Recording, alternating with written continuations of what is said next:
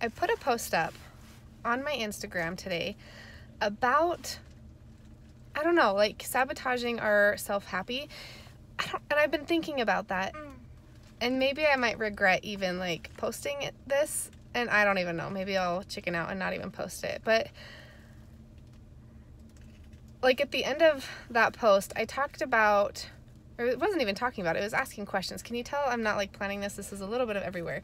I mean, I never plan any of my YouTube videos, so let's be real. But this is like really spur of the moment.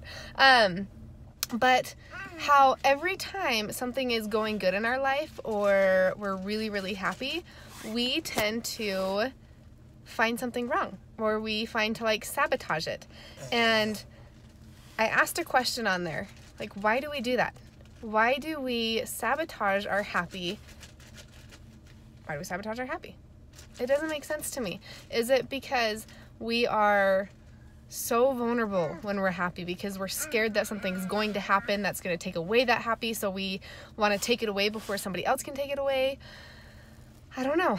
But I feel like everybody does that in some way. If you are, I don't know, like driving to Disneyland, I don't know, like you're worried somebody's going to get sick, or somebody might hit you in the car, or maybe you guys will get a sunburn while you're there, or is it going to rain the entire time? Like, we think of all these different scenarios to cut down that happy. Or maybe we're watching a movie and it has like this really great beginning and the family's laughing and smiling. Automatically we think like, oh freak, like something bad is going to happen to that family.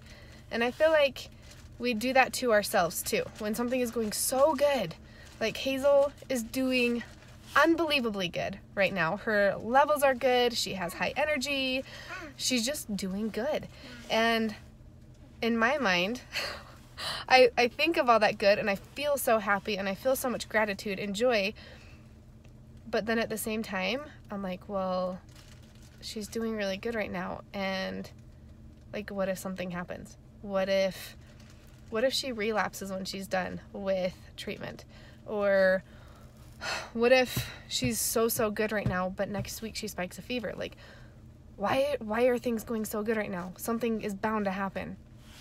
I cut myself down like almost immediately as soon as I'm feeling that incredible joy. And I think it honestly comes down to vulnerability.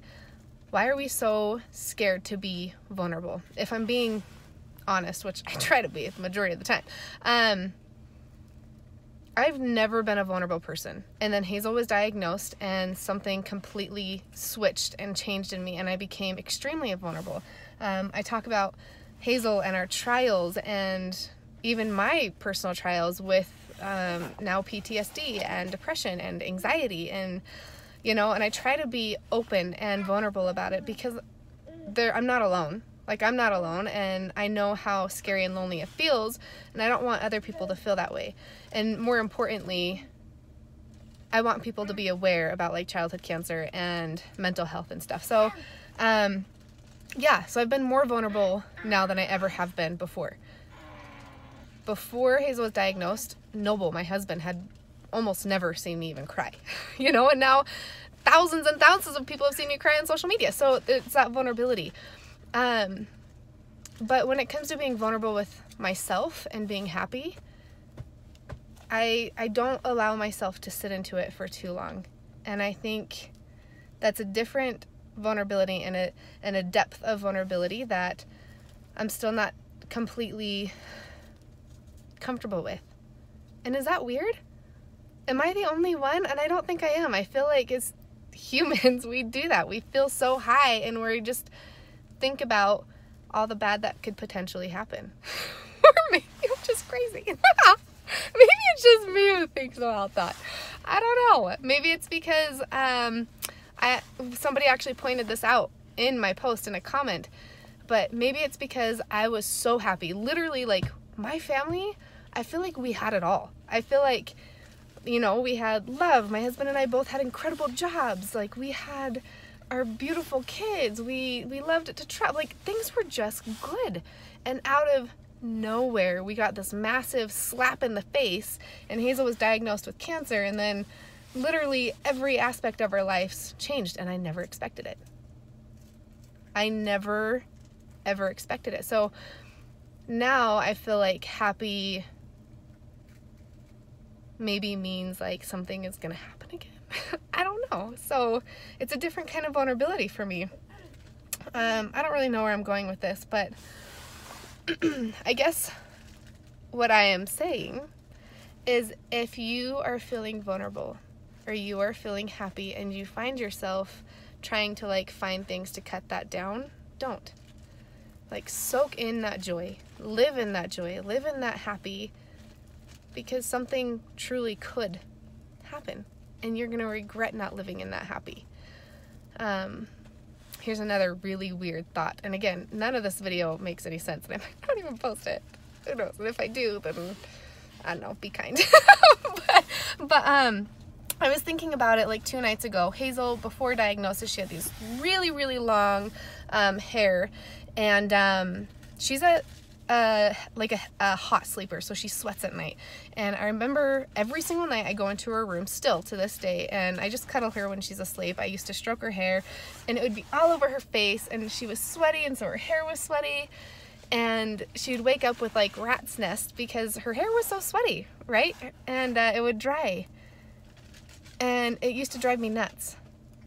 And then she was diagnosed with cancer and she didn't have any hair. And I missed that sweaty rat's nest. I missed it with everything in me, you know? I missed it. I even missed the smell of her sweaty hair. Like, how weird is that? And she was completely bald. And now that she's growing her hair back, don't take this the wrong way, because I hate cancer. I hate what chemotherapy does, but and I hate that she even had to be bald in the first place. Granted, she's a gorgeous bald little girl, but I miss the smell of her bald head. I miss the feel of her bald head. And that sounds crazy. Trust me, I know. But even like in the darkest, hardest time of my life, there's still some things that I miss. I miss Hazel being home with me every single day. And during those times, I was like, man, I can't wait for her hair to grow back. I can't wait for her to feel normal again. I can't wait for her to be normal again, and for her to go back to school. And when I say normal, I mean like normal, right? Like, what is normal? But there's things even in your darkest moments that you're going to miss, right? Like, so even if you're in a terrible time of your life, cherish those moments, stay vulnerable. And if you're feeling happy, even if you're Violet, even if you're in that terrible moment and you're feeling joy, don't feel guilty for feeling joy. Live in it. Anyways, this is just a little rant that I just went on. I don't even know if it makes sense. Anyways, I know, Violet! We're waiting to pick up Hazel. She has 2 more minutes until she comes out of her school. So anyways, this is 8 minutes of just rambling. Welcome to my life.